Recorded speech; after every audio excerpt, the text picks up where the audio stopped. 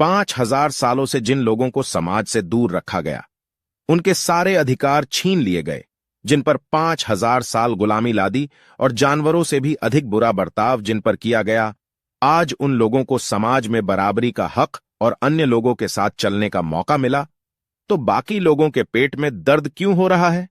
नमस्कार दोस्तों, आज भारत देश में अन्य समुदाय वाले आरक्षण का विरोध क्यों कर रहे हैं? 5,000 साल ऐस देश पे ब्राह्मणों ने राज्य किया, वर्ण बनाकर लोगों को उच्च नीच बना दिया। आप सभी ये जानते होंगे कि इस देश में 4 वर्ण थे। शूद्र को ही इस ऊपर के 3 ही वर्णों ने बहुत सताया है। आज भारत में डॉक्टर अंबेडकर के कारण वर्ण मिट गए।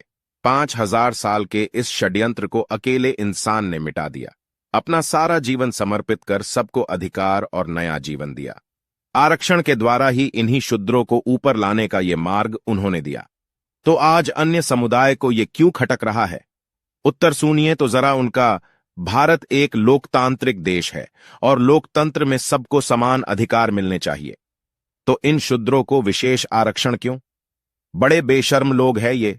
5,000 साल शूद्रों को इतना सताया है तुमने, वो कैसी तुम्हारी बराबरी कर सकेंगे? 5,000 सालों से 100% पूरा आरक्षण तुमने लिया, 100% सीटें तुमने ले ली। 5,000 साल शूद्रों को तुमने सभी चीजों से वंचित रखा। अब तुम्हारे साथ चलने के लिए उनको विशेष आरक्षण दिया गया तो क्या हुआ? बस 70 सालों में ही तुम्हें अड़चन होने लगी। 5,000 साल जिनको दबाया गया हो, उनको कम से कम 200-300 साल तक आरक्षण मिलना चाहिए। जब वो तुम लोगों की बराबरी में आ जाएंगे तो आरक्षण अपने आप ही खत्म हो जाएगा। लेकिन नहीं, शूद्र आगे बढ़े ये इन लोगों को नहीं चाहिए।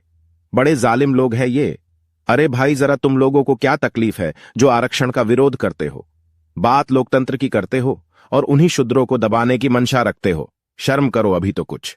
अपने आप को विश्वगुरु कहते हो, पत्थर को भगवान मानते हो, जानवरों में देवता खोजते हो और अपने ही लोगों को अछूत कहते हो।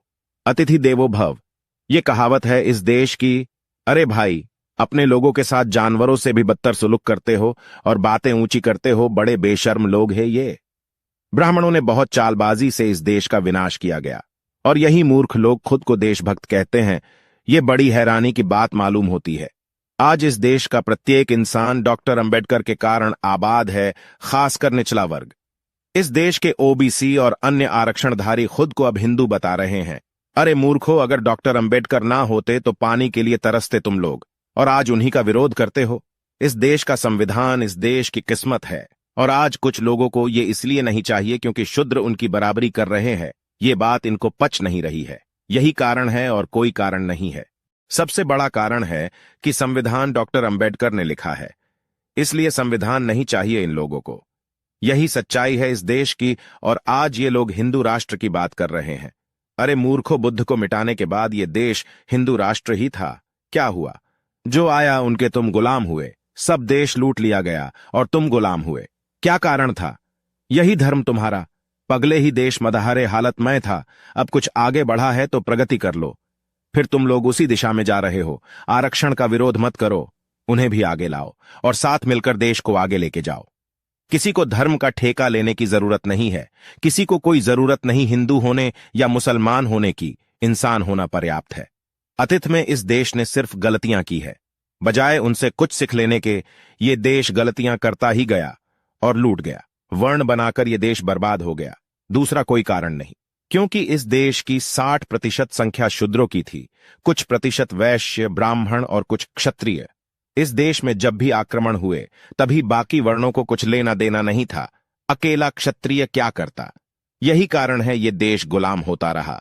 60% संख्या होते हुए भी शूद्र को क्या लेना देना था? वो ठहरा गुलाम। ऊपर के 3 ही वर्णों का गुलाम शूद्र था। अब गुलाम तो गुलाम होता है। ये राज करे या बाहर वाले राज करे, उसे तो गुलाम ही रहना था। इस कारण अकेले क्षत्रियों पर देश की पूरी जिम्मेदारी आ पड़ी। वैश्य तो वैश्य रहे, उनको कुछ लेना देना नहीं था देश से। ये तो देश के शस्त्र सामग्री में भी मुनाफा ढूंढते थे और ब्राह्मण अपनी झोली भरने में व्यस्त था। यही कारण था देश बार बार गुलाम हुआ। आज वो 60% लोग जाग उठे हैं। इतने सालों की पीड़ा से उनका मन गुलाम रहा है। अब तो उन्हें जीने दो। बहुत लूटा है तुमने उनको, अब तो उन्हें सुकून की रोटी खाने दो। कैसे लोग हैं ये जो आज भी उनको सता रहे हैं? अरे भाई, पूरा इतिहास देख लो जरा, उनका दर्द देखो जरा, फिर विरोध करो। क्यों उन लोगों को जीने के लिए आरक्षण दिया गया? ये भी सोचो जरा, बाद में विरोध करो। तुम आरक्षण मिटाना चाहते हो, पर यह तब तक नहीं मिटेगा जब तक निचला वर्ग ऊपर नहीं आ जाता। इस इंसान ने आरक्षण दिया है, तब उसके सामने पूरा देश खड़ा था। सारे लोग मिलकर भी उस इंसान को हरा नहीं सके, और आज तुम लोग उस इंसान के बनाए विधान को मिटाना चाहते हो। भाई, इंसानों को इंसानों जैसा जीने दो, तुम भी जीवो और उन्हें भी जीने दो। आज के वीडियो में बस इतना ही। ये वीडियो उन लोगों के लिए था जो आरक्षण का विरोध करते हैं।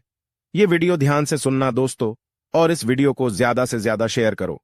आपको हमारा ये वीडियो कैसा लगा कमेंट में जरूर बताना, और ऐसी ही रेवोल्यूशनरी वीडियो के लिए हमारे चैनल को सब्सक्राइब जरूर कीजिए। धन्यवाद।